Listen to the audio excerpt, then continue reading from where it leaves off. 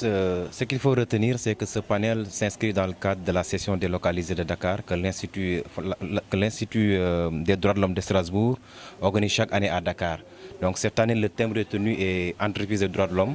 Donc nous aussi, en tant que partenaire de la Fondation Friedrich Naumann, nous avons jugé opportun de réfléchir ou bien de pencher sur entreprises minières et droits de l'homme au Sénégal.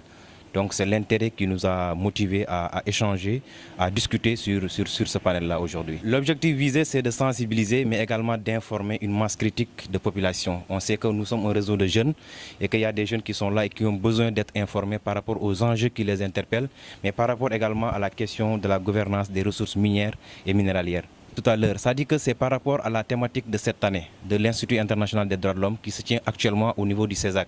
Donc nous, chaque partenaire a un side event.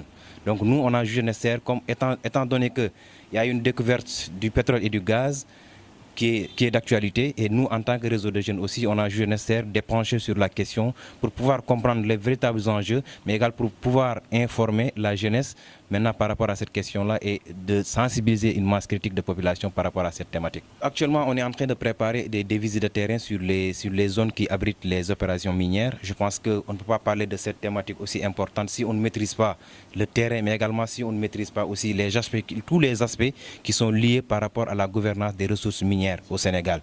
D'où l'importance maintenant, dans les prochains mois, de faire des visites de terrain, que ce soit à Kédougou, à Ziguinchor, à Matam, mais également à Thiès, pour pouvoir s'enquérir de la situation que les communautés vivent, mais également de pouvoir faire, ou bien de pouvoir porter un plaidoyer fort maintenant à l'endroit des entreprises minières, à l'endroit de l'État, à l'endroit de la société civile, pour qu'on puisse vraiment avoir des changements positifs au sein des communautés. Effectivement, nous, on ne peut pas descendre comme ça dans les terrains sans pour autant aviser les communautés locales. Je pense qu'on aura des représentants, on aura des personnes avec qui on va collaborer pour pouvoir vraiment avoir une bonne visite de terrain, mais également pour pouvoir échanger avec les populations, comprendre leurs préoccupations, mais également échanger avec eux dans quel mécanisme on peut travailler ensemble pour promouvoir la promotion des droits humains dans le secteur extractif.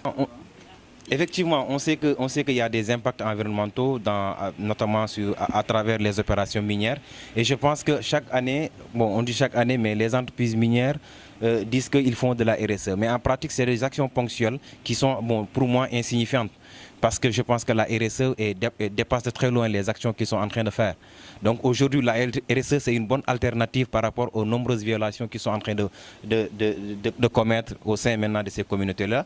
Maintenant, il faudrait qu'on développe plus le contenu local qui est beaucoup plus adapté par rapport à la RSE. La RSE, moi je me dis que juste pour des actions ponctuelles, cela ne règle pas les problèmes de violation des droits de l'homme. Mais aujourd'hui, on doit réfléchir sur un mécanisme qui va prendre en charge toutes les préoccupations des communautés qui sont impactées par ces opérations minières-là. Le contenu local est beaucoup plus complet que la RSE, parce que la RSE, c'est juste des actions ponctuelles. Mais avec le contenu local, je pense qu'il y a un ensemble d'aspects qu'il faudra prendre en compte pour que les populations qui sont impactées par les opérations minières puissent vraiment bénéficier des retombées de ces opérations minières-là.